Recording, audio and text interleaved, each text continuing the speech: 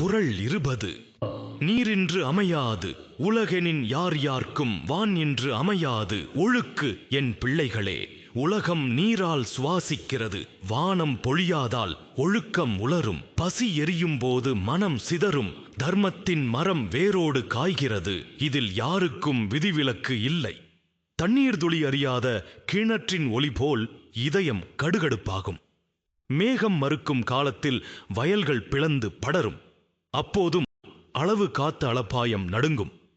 வறண்ட நதி தன் படுக்கையை மிளிர வைக்கும் போது கடைசி துளியை நோக்கும் மீனவனின் கண் தடுமாறுவது போல் நீதியும் அருளும் துடித்தடிக்கும்.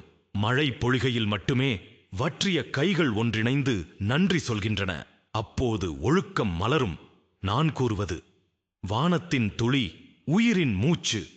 அந்த மூச்சை மதிக்கும் மனமே ஒழுக்கத்தின் ஆதாரம்.